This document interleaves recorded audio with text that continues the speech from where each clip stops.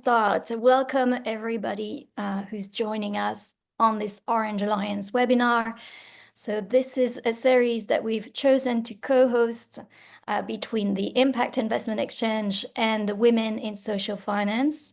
I would like to acknowledge first the passion and resilience and courage of everybody who's involved in this work and who's fully dedicating their work and careers to solve for the challenges that we are experiencing in this world. So a moment for both sides, for the speakers, for the people joining, whether you are a veteran in the space or whether you're just leaning in. And be careful, if you're leaning in, you might just catch the bug and never want to look back.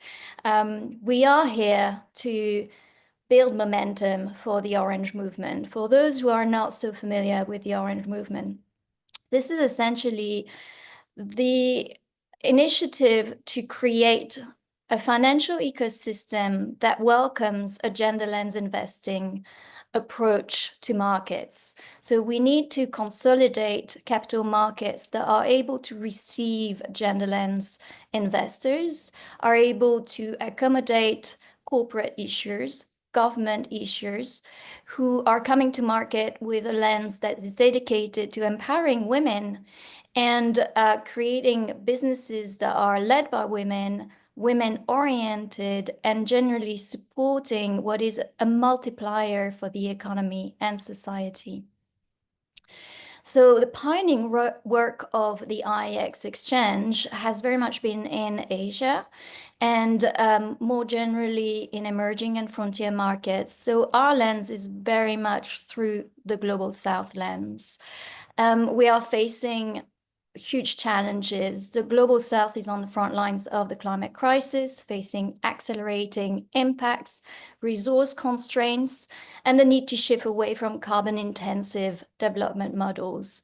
And at the same time, the global finance, climate finance architecture is evolving, and the scale of investment needed is rising sharply. The gender empowerment and climate momentum is tightly linked to the imperative to bridge global financing mechanisms and regional implementation. So what we are trying to work on is identifying actionable multi-stakeholder financing solutions that can accelerate regional and local climate adaptation. So this exclusive co-hosting collaboration between IEX and WIFS is designed to highlight the importance of community and the collective effort that is required and collaboration at a time when only a multi-stakeholder approach to solving our challenges will do. So welcome to my co-host, Sudha Baradia, who is a steering committee member at WIFS and brings extensive impact investing experience. She has been working on advancing sustainable growth and promoting global economic and financial inclusion. In particular, she has been promoting women-owned businesses and underrepresented groups. So Sudha, would you like to tell us a little bit about your experience in this space and also your experience of WIFS, this community of women who are coming together in a very supportive group, very warm and very honest group, where we're able to share on our respective experiences. Yeah, absolutely. Thanks, Constance, for the intro. And hello, everybody that's on this webinar. As Constance says, I spent the last 8.5 years or more in impact investing specifically. My career goes back way longer than that in financial services more broadly. But the impact space for me has been the last sort of 8 or so years.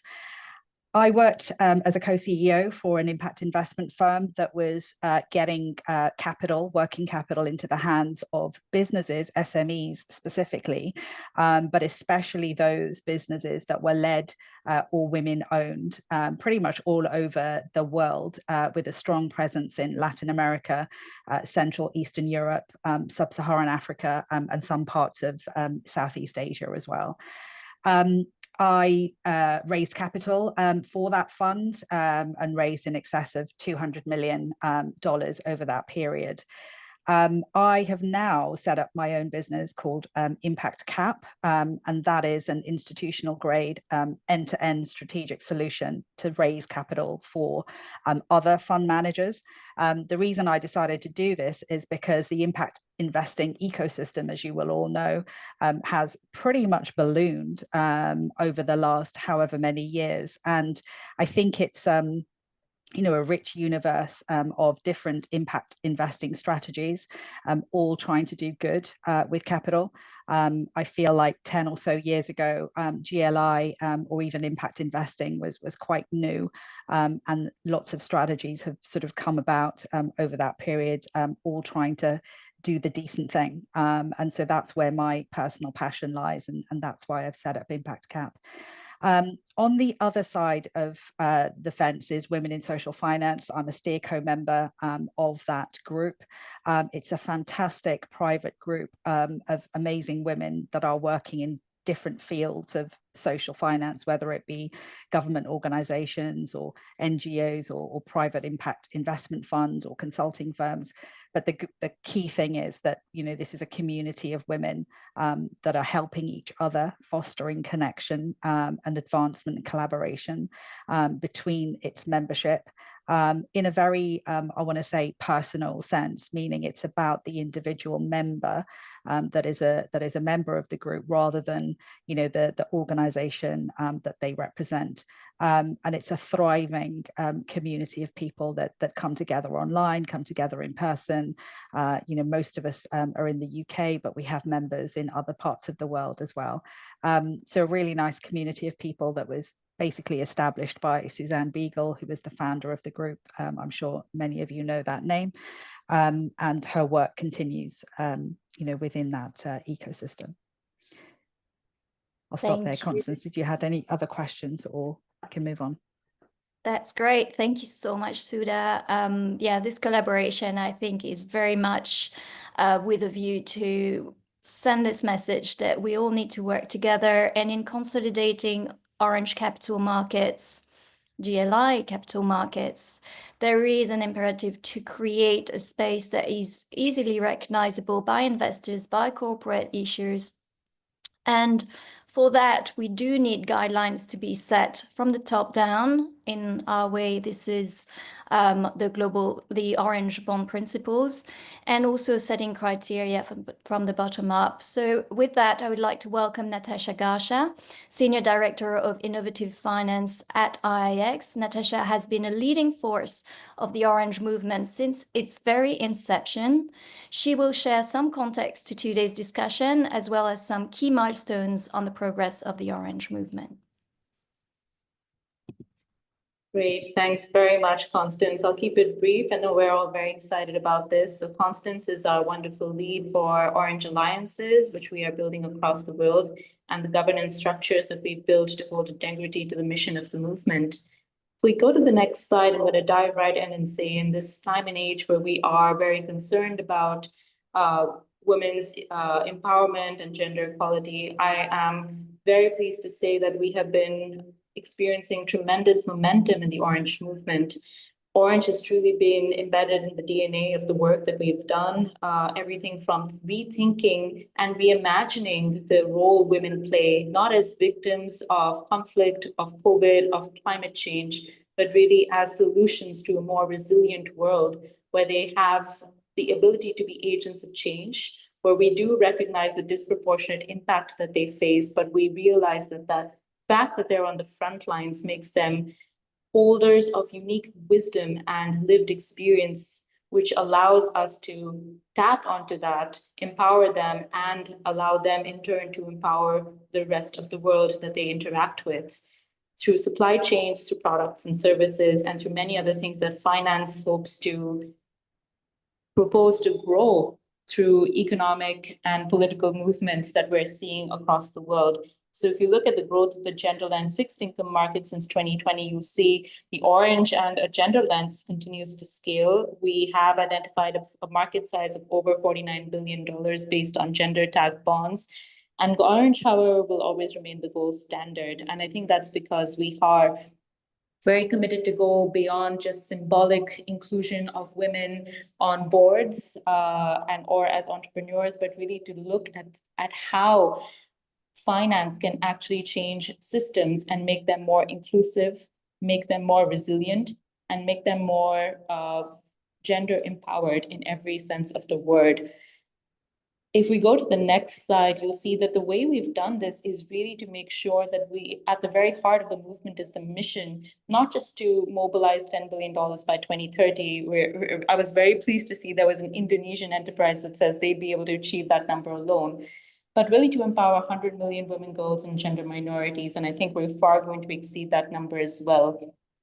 It is one of the first asset classes in the world that's been developed not just by bankers and investors, but also by donor agencies, by foundations, by governments and sovereigns, and most importantly, by civil society.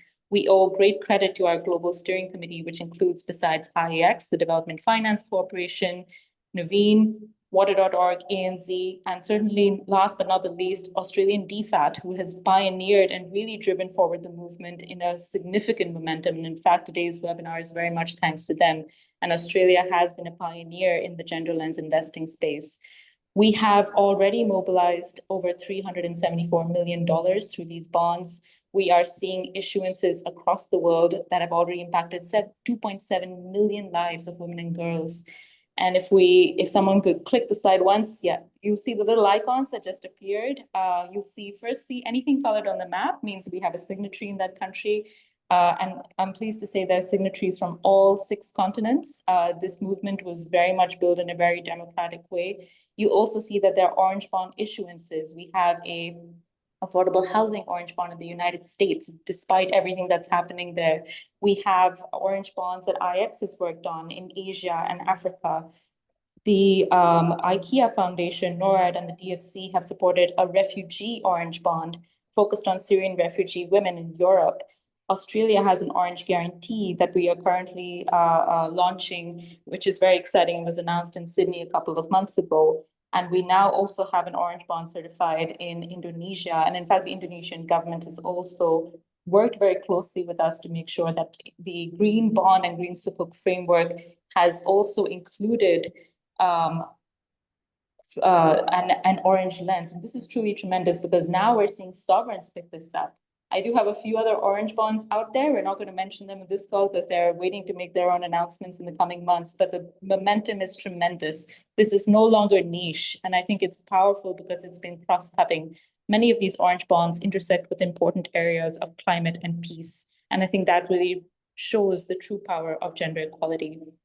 If you go to the next slide, before I wrap up, I just want to shout out to our wonderful pledge signatories, which come, as I said, from all 6 continents across the world.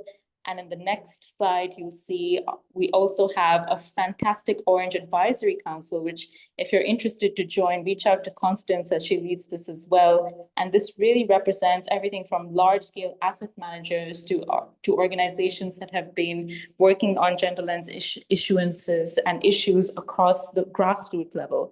And this important group is going to help us go into the next phase as we scale up the movement in response to global funding gaps that gender equality receives, using innovative finance and a very, very feminist approach, if I might say, to really rethink and reimagine financial systems for the better.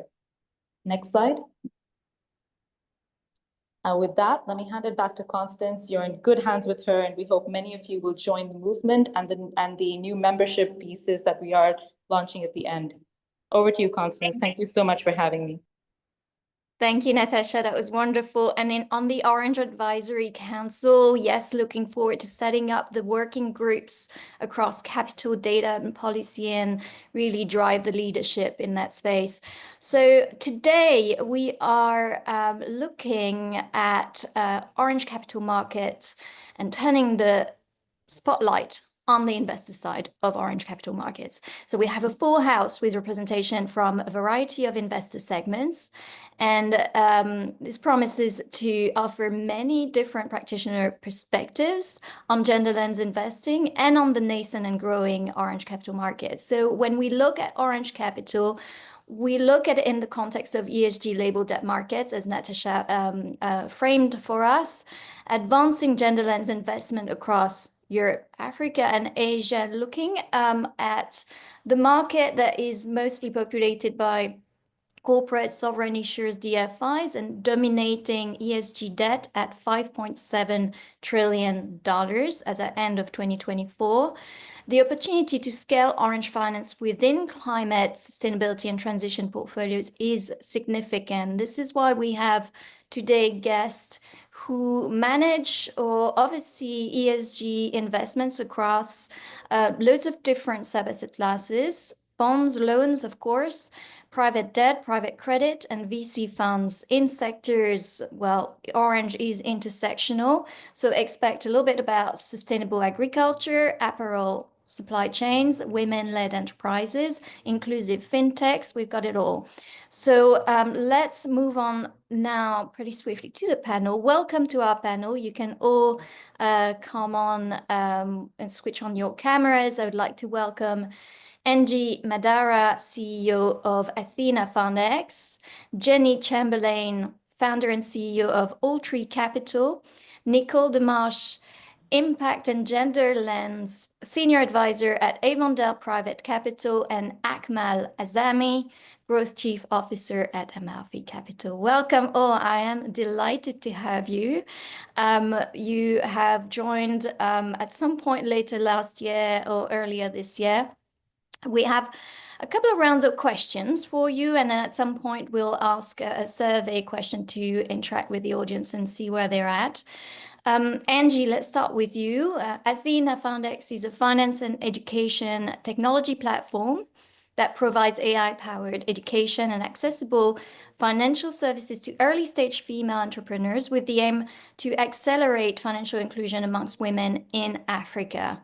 So my first question to you is, the genesis of Athena FundX was born out of identifying this financial gap for female-led entrepreneurs, and how they were financially appraised by your traditional local lenders. And you thought, well, hang on a minute, I don't think this is showing the full picture. Can you please tell us exactly how you came to identify this financing gap? Thank you so much for that question, and I'm so happy and excited to be here and share my 2 cents. Well, the journey of Athena started with both my own personal experience as well as my co-founder's personal experience. We had both been entrepreneurs prior to working together on Athena.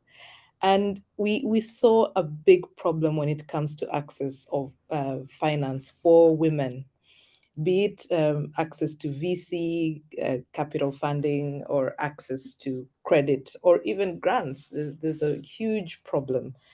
And what we decided to focus on was access to credit, where we saw the potential to really move the needle forward.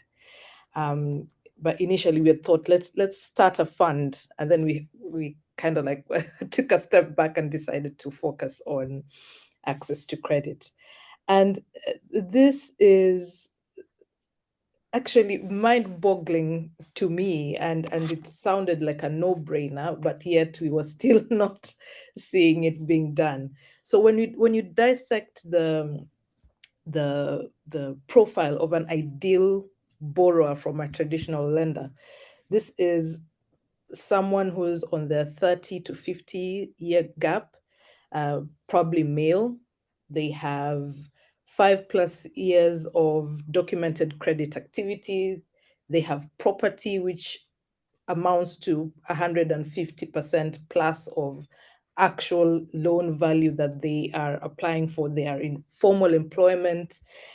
And that excluded 70% of not only African or female entrepreneurs, but female entrepreneurs globally.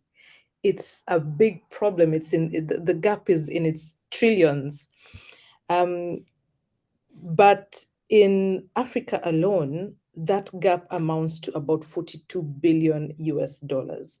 And this was a paradox because here we have in Africa where 80% of women are involved in some form of economic activity. They're doing their business, they're growing, they're farming. So they are actively involved in economic activities, but yet they are out of that system. It didn't make sense to me.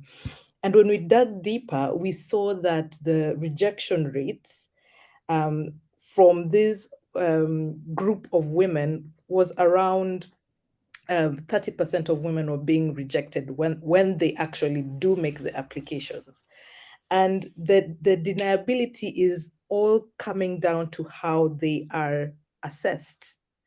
And having this, it's interesting. We have a lot of data that shows women are good borrowers. We have a lot of data that shows women are more committed. They have higher ROIs on their businesses, but yet they're still locked. It didn't make sense to me. And it wasn't just a gap that showed that there was something wrong. It was a systematic bias that was the problem. It's the way these scoring models are developed. That is the problem. And our financial institutions know this. They want to solve for this, but their hands are tied because the system, they have to work within the system, which shows that scoring has to be done this way. So we have set ourselves a big challenge to change that scoring system, to look at additional data points that actually present this business in an objective way, that give the lenders comfort to lend and present these businesses in a good light. So that is the genesis of what we are doing, and we are using AI to kind of shift that needle and move it forward. So we have a few banks that we are working with. We're starting off in Kenya, but our plan is to scale that across different markets within Africa and even across the globe, because it's not just an Africa problem. No, that's right. And that's why there's so much scalability through the Athena credit scoring technology. That's fantastic. That's a really great entry point. Thank you for that explanation. So now I'd like to move on to Jenny. So Jenny, you are the founder of the multi-award Alltree Capital and portfolio manager of the Alltree Gender Climate Fund. So the fund is well established and invests in women-led and women-oriented businesses in sub-Saharan Africa with a very unique, strong and unique climate smart approach.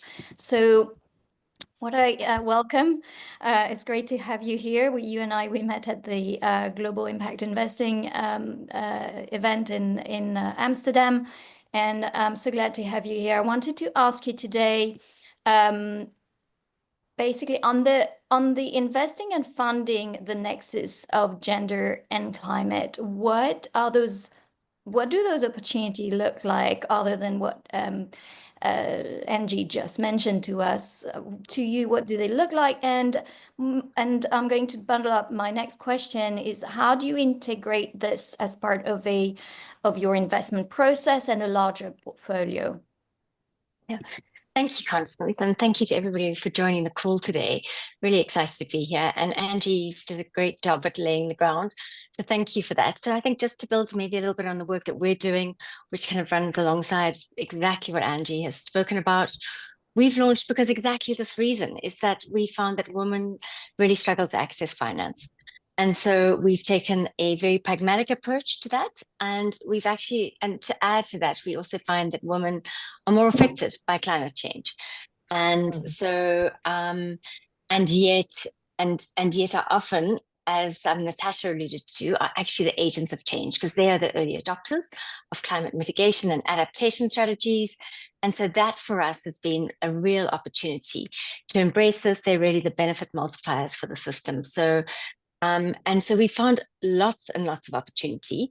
So we specifically invest in businesses that meet at least 2 of the 2X criteria.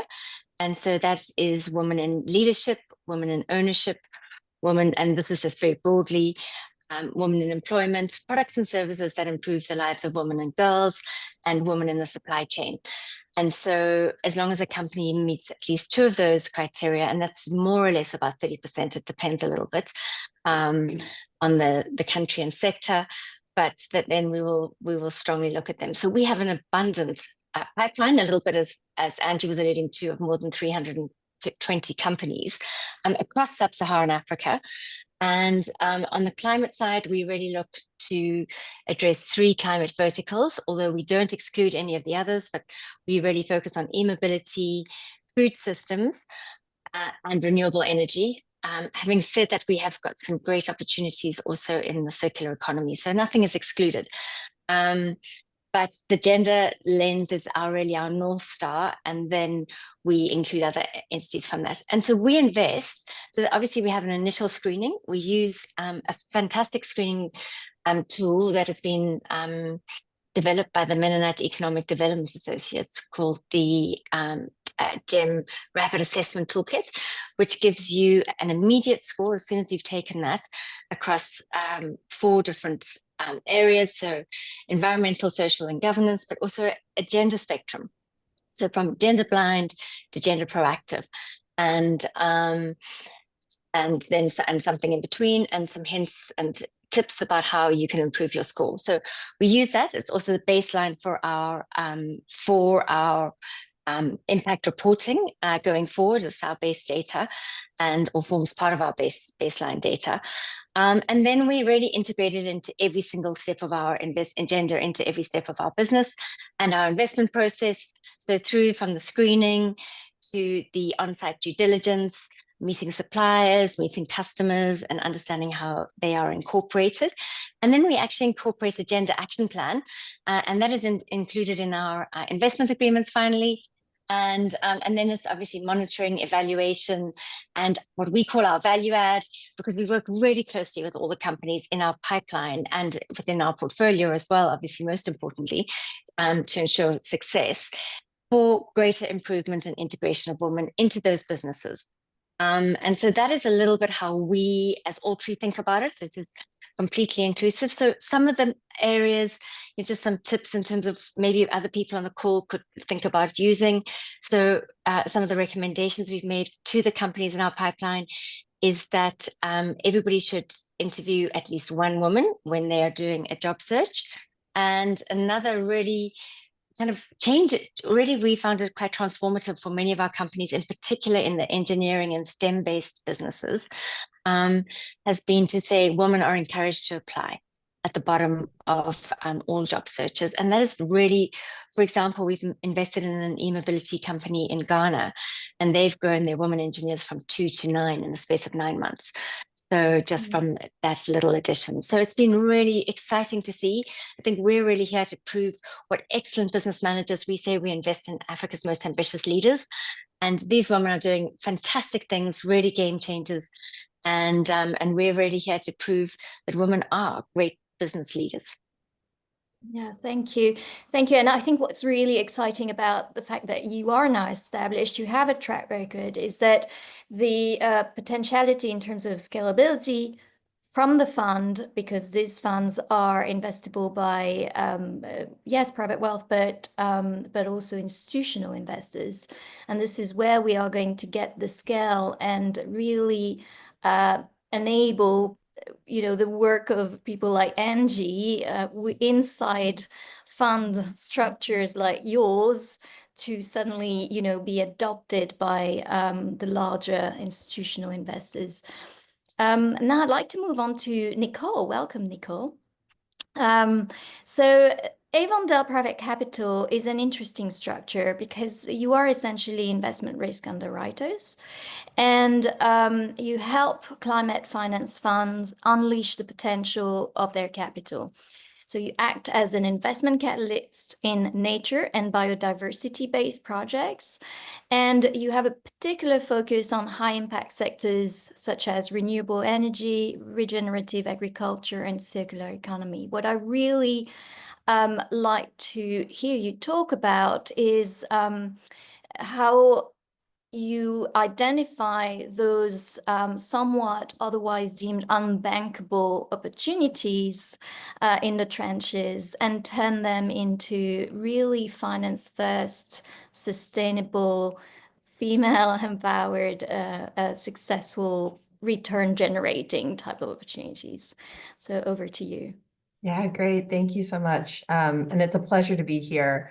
And as you say, I think Avondale's doing something slightly different than what Jenny and Angie have already talked about. And so it's exciting to see the many different kind of specters on gender lens investing. So really briefly, the Avondale Nature Impact Fund works with greenhouse gas removing nature and biodiversity projects. We have a wide geographic mandate, but a particular focus on Latin America and Sub-Saharan Africa.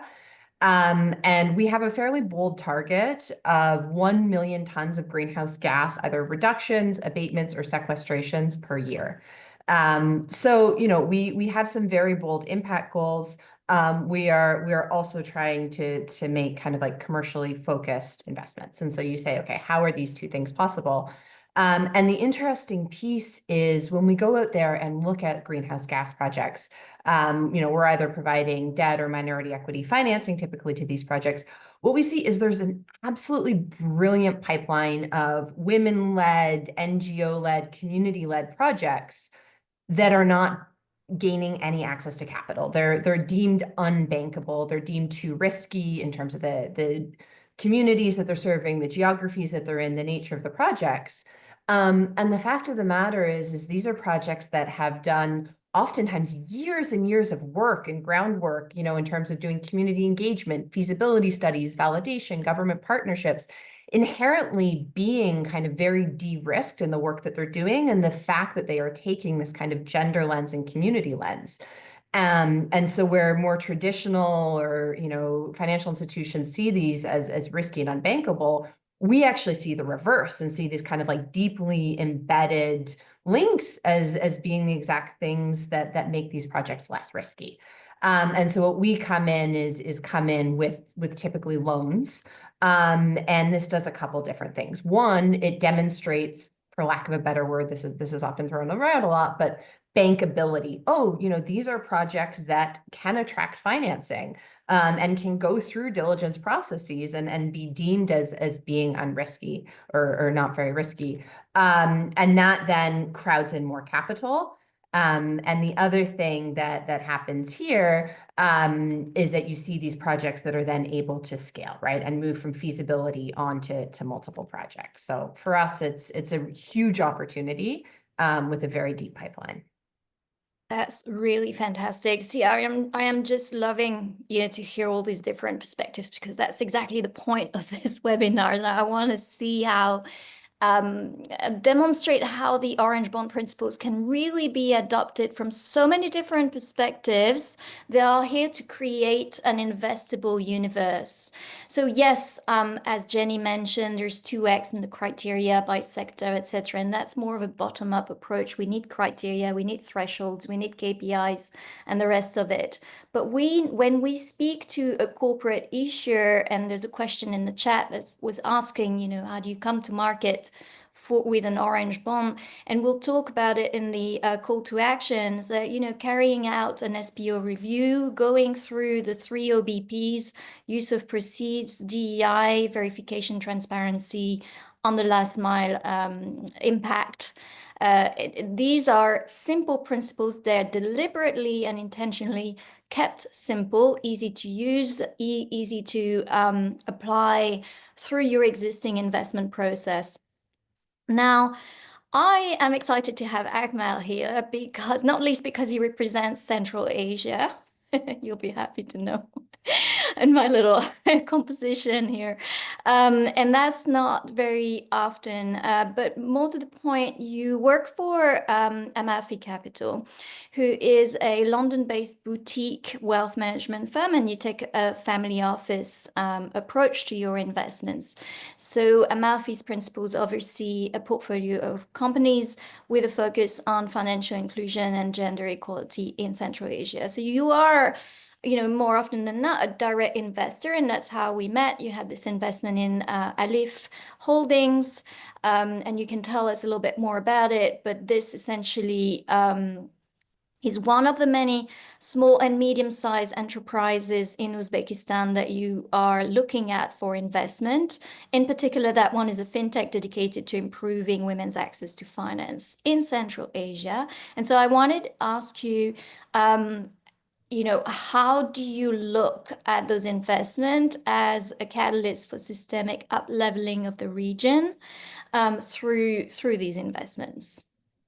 Yeah, thank you very much, Constance. It's a pleasure being part of this webinar. By the way, it's my probably first webinar. I'm trying to stay low-key, not to give any kind of speech naturally. Yeah, we invested in Alif since it was idea stage, because we believed in the founders. We knew them for such a long time. They purposely left their jobs in the UK and went to Tajikistan just to bring the impact and change and apply all what they learned. And to be honest, Alif became a case study and success story within the Central Asia. Of course, for us, impact and gender and changing lives of people have been part of our DNA. And I can tell you right now that since I met Constance in the Gene event and I started learning more about SDG, in Alif, we didn't really focus at SDG. We were just doing it naturally because we want to give back to the society. We didn't even put people or women part of the board to make it more marketing appealing that such as others are doing.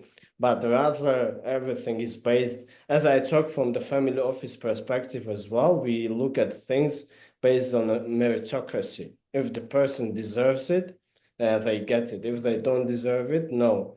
But how do we support women is by developing various kind of initiatives so they can reach to that level over time and become the leaders.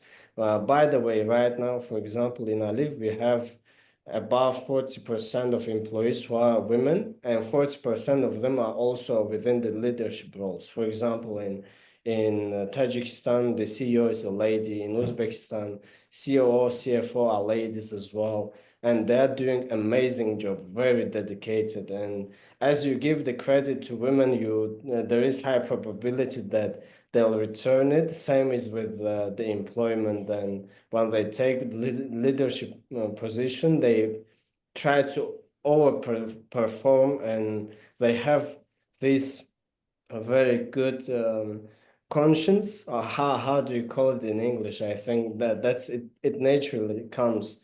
And of course, we probably Alif would be at the moment, it's our first investment in terms of impact wise, because Central Asia, as you know, it's now developing, especially Uzbekistan, Kazakhstan, and then Tajikistan. We have what led to women entrepreneurship leadership. It's first development banks, international funds that started coming and really putting the impact there. For example, out of all these countries, the most developed one is Kazakhstan. And I can just give you some numbers. Around 44% of the enterprises are owned by, SMEs are owned by women there. And in Uzbekistan, it's growing. It grew like 7-fold because first, investments are coming. Second, the government is really pushing and building the reforms. And they have these ambitious goals that to teach women. Uzbekistan, for example, have an ambitious goal of teaching 250,000 women about entrepreneurship. So far, we didn't have this, and now it's all coming on the way.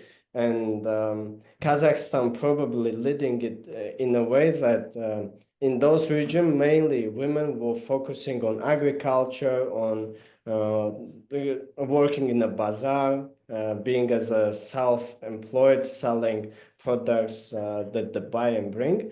But now I'm very happy to see Kazakhstan, for example, where lots of AI projects are being started by women. And how it comes, of course, comes from education in tech. There are women in tech initiatives, which Alif is supporting hugely as well.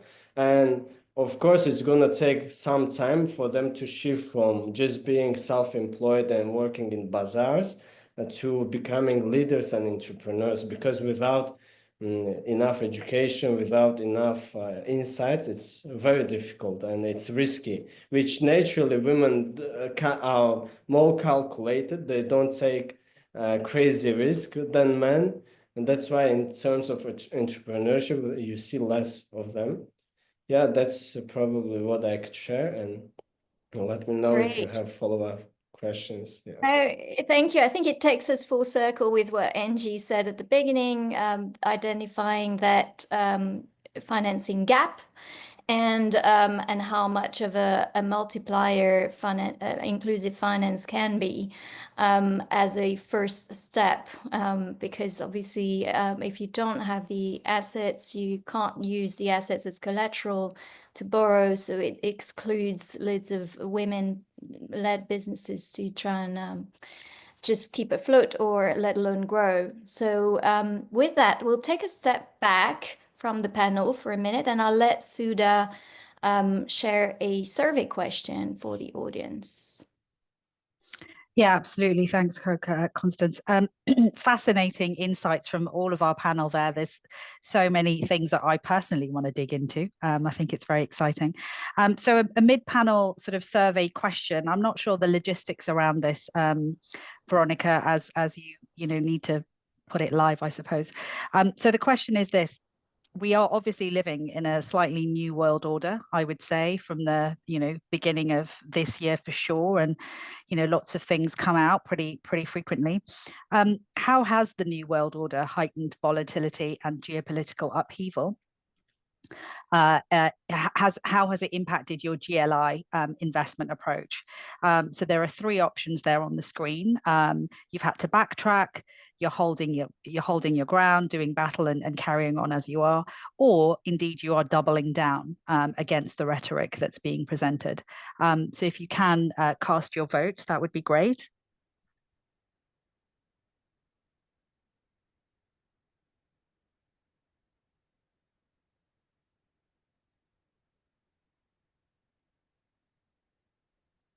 By the way, panelists can't vote, correct? Only the audience. Yes, I believe so. Okay.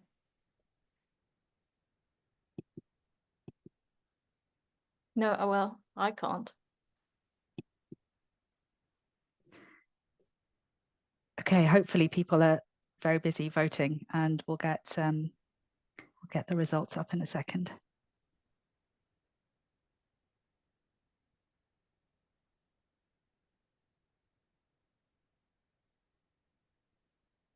Great. Okay, so we've got some results here.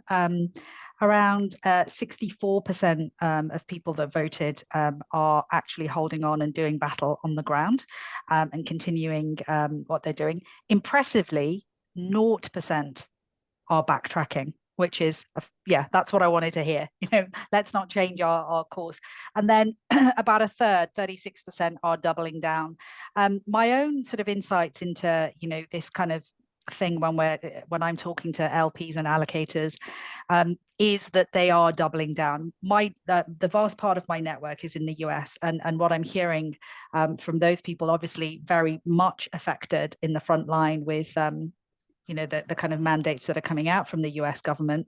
I'm hearing that really people are doubling down on their impact initiatives and really, in a way, this is sorting the wheat from the chaff, meaning the people who are real activists in this world are in fact doubling down. And I'm glad that you know, people are carrying on and not changing tack at this stage. So thank you very much for voting. Constance, back over to you. Thank you. But you know, I mean, well, maybe first observation is that perhaps those who have backtracked are not joining in the call, but but which is another observation, is that I think the tight community of those who are fully invested, heart and mind and money and the rest of it, are not turning back. You know, it is as far as IX and the Orange Movement is concerned, this is what we're going to keep on doing. This is what we do, and yes, we do battle on the ground we stand on. So thank you, Sudha. But I'm also interested, because you're a capital raiser, and you've just mentioned that, you know, some of those insights were particularly interesting to you. I was wondering, Sudha, if you wanted to have a shot at interrogating any of our panelists with your own questions. I didn't have any specific questions per se, but I think what I'm sort of finding with people that I'm talking to is that, you know, rather than, I mean, the whole sort of language rhetoric has certainly changed, specifically in the US. So if you are marketing in the US and you were talking about DEI, or you were talking about climate or other things, you know, you're a little bit scared. I mean, it's scary if the government's going to come after you, right? I mean, it doesn't matter whether there's a result of that or whether they investigate you or whatever. Just the notion of that is going to be very, very scary from the beginning. And so people are kind of changing the language around some of their offering or whatever. But the other thing that I'm seeing is that, you know, when we talk about doing impact at scale around the world with whatever your fund strategy is, you know, 10 years ago, people were sort of, you know, benching it as an impact fund, and, you know, this was its mission and this was the financial return, and this is what it was aiming to do. What I think this opens the door to now is that you lead with your investment thesis. So if you're not, you know, if you can't lead with your DEI or impact, which, you know, for whatever reason you can't, like, you know, whatever's coming down from the government in the US, you can lead on investment strategy. And what that does is that it opens up that door to saying, you know, you're doing impact at scale, you're just not calling it impact. Because pretty much, you know, whatever investment strategy you have, as long as you're not doing bad things, there is always going to be a good outcome to your product, right? So the investment thesis is the leader now of the rhetoric, which I think is what the impact universe has wanted, you know, over these years, leading with the investment story. And then, like I say, unless you're a really bad guy, you're always going to have some good stuff to say about it, whether you're climate impact or financial inclusion impact or whatever it is that you're doing. I think it helps that narrative in a weird way. I don't know if I answered your questions, Constance. I think I went. No, I'm all for insights into the space, and I think that what you're describing is orange hushing.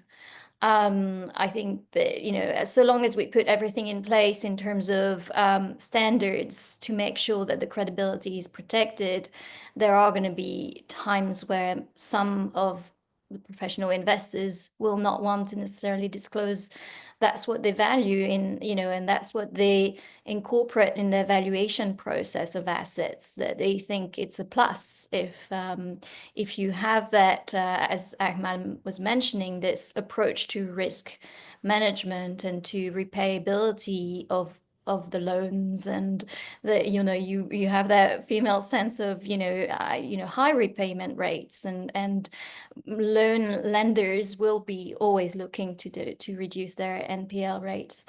So now I wanted to turn, because I have Constance, I would love to jump in on just alongside what Sudha's just said, because I agree with her coming out of the US.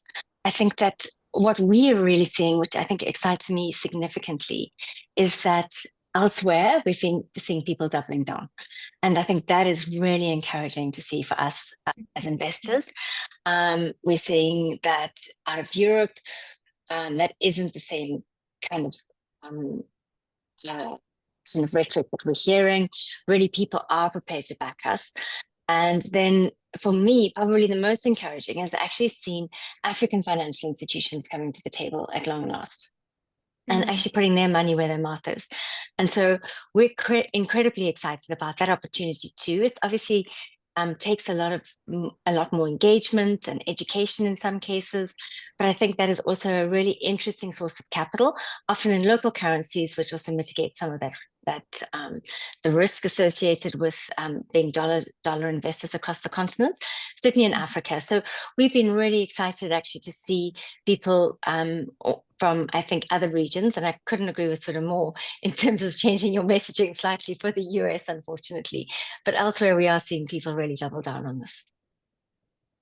Fantastic. Now, actually, I'm going to stay with you, Jenny, because I wanted to ask you, I'm particularly interested in fund management and where we're able to size positions. So there is a need for aggregation of all these small projects at the end of the day in order to place them and position size them as part of a larger investment portfolio. And I'm interested as to how you do this within your portfolio in a very practical manner. So the position sizing of smaller scale project finance investments as part of a larger fund vehicle, and what does that look like?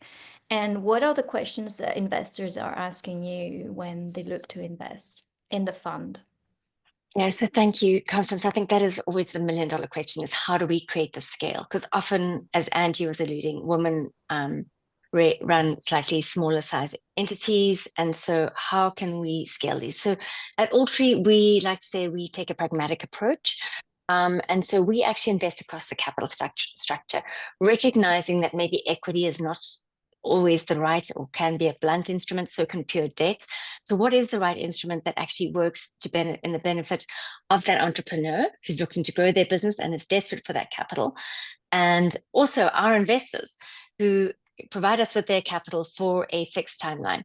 And so that is really important. So we actually offer a blend of different financial instruments, and we're fortunate enough also to be raising a blended fund. So, which means that we have first loss capital as well to be able to crowd in other private investors into what we do. And we're looking, I think, just to touch on a little bit from what Nicole said, is how we can leverage climate finance to also help mitigate some of those risks associated with some of the companies we're investing in.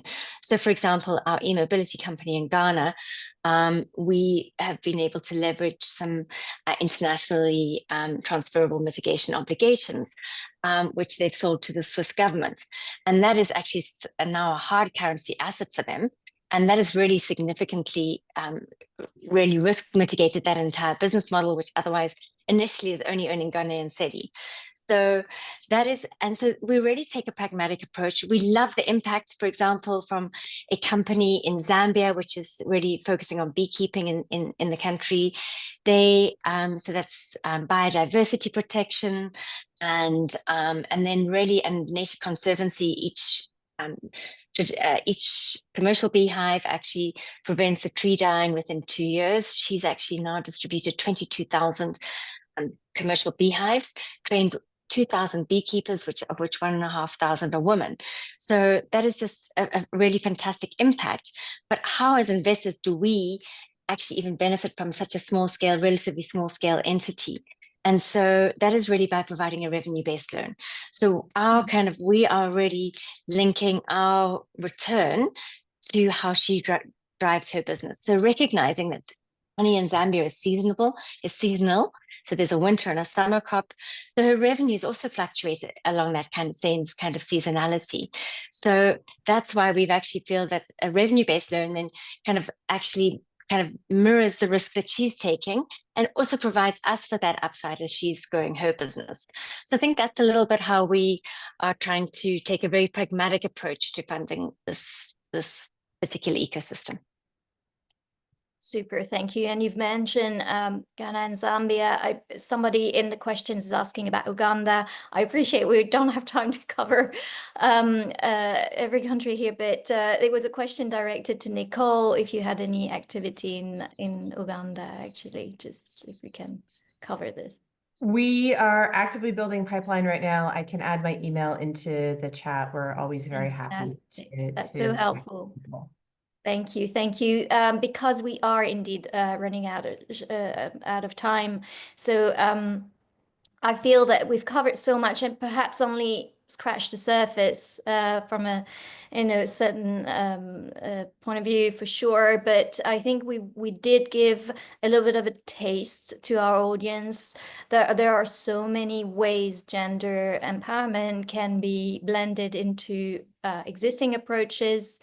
And how, we really encourage everybody to get in touch and engage on a one-on-one level. We can direct you. So with that, perhaps we let go of the panel, we set you free and move to the slide where we invite you, this is call to action, joining the Orange membership, whereby you can become part of this value proposition on so many different levels.